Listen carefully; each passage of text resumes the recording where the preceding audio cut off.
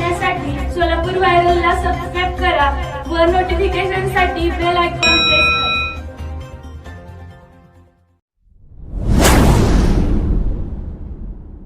नमस्कार, सोलापूर व्हायरलला आपलं स्वागत आहे.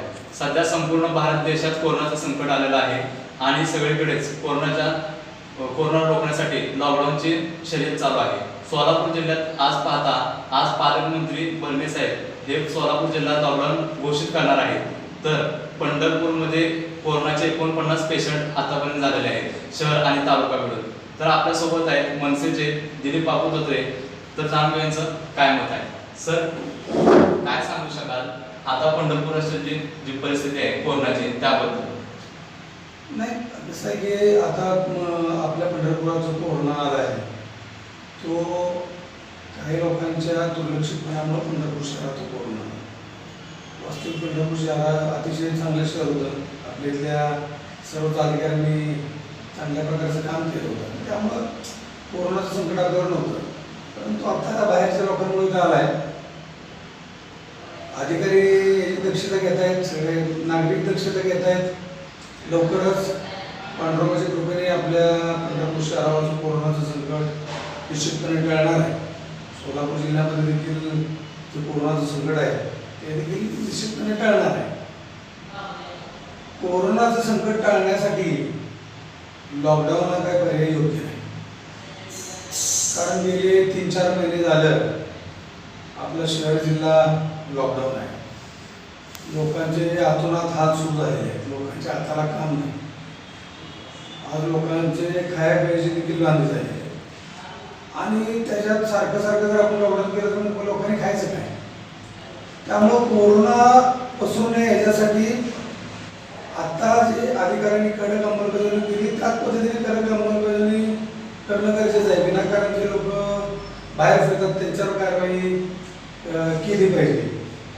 परंतु जे लोक कामाला जात असतील, जे लोक सोशल डिस्टन्स पाळत असतील किंवा जे लोक दवाखान्यासाठी जात असतील अशा लोकांवर कारवाई करून उगीच त्याला त्रास देण्यात काय अर्थ नाही. एकतर यावेळेस आषाढीची वारी झाली नाही, त्यामुळे पंढरपूरकर भयंकर संकटात आहे. कारण सगळी छोटी मोठी दुकानं गेले अनेक दिवस झालं बंद असल्यामुळे उदरनिर्वाहाचं साधन देखील आता लोकांकडे नाही. आणि मग आता आपण 2-3 वेळा लॉकडाऊन करून बघितलंय. या संकटाला तोंड देणं गरजेचं आहे. कारण कोरोनाचं हे संकट काय लगेच थांबणारं संकट नाही. त्यामुळे कसं आहे की लॉकडाऊन करण्यापेक्षा दुसऱ्या कुठल्याच उपाययोजना करा. परंतु आता लॉकडाऊन योग्य होणार नाही. दुकानं चालू झालेली आहेत तर त्या दुकानदारांना थकीत सोशल डिस्टन्स पाळून त्या पद्धतीने दुकानदारी चालू होत्या. लोकांची रोजीरोटी कामधंदे चालू आहेत, त्या पद्धतीनं चालूच राहिली पाहिजे असं मला म्हणत आहे. आता पंढरपूर शहर हे काही दिवसासाठी 8 दिवसासाठी लॉकडाऊन होणार असल्याची चर्चा चालू आहे. यावर मनसेचा नेते म्हणून तुमचा विरोध काय राहणार आहे? नाही, माझा लॉकडाऊन या विषयावर माझा विरोध आहे. ॲक्च्युली तुम्ही जे लोक विनाकारण घराबाहेर फिरतात त्यांच्यावर कारवाई करा. परंतु आता सध्या कसं झालं की लोकांना खायचं साधन नाही. त्यामुळे मला वाटत नाही कोण विनाकारण घराबाहेर फिरते. तुम्ही सर्व अधिकाऱ्यांना माझी विनंती आहे की तुम्ही बाहेर फिरणाऱ्या लोकांना चेक करा. जर तो विनाकारण बाहेर फिरत असेल तर त्याच्यावर कारवाई करा. परंतु आता माझी विनंती आहे त्यांना की लॉकडाऊन हे काय याच्यावरचा उपाय नाही.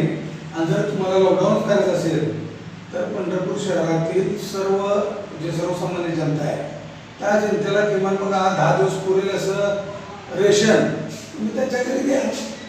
लॉकडाऊन जाहीर करायच्या अगोदर 2-4 दिवस तुम्ही सर्व लोकांच्या घरी रेशन देताना काय प्यायची साधनं उपलब्ध करून द्या. आणि मग 10 दिवस काय तुम्ही 1 महिना लॉकडाऊन करा.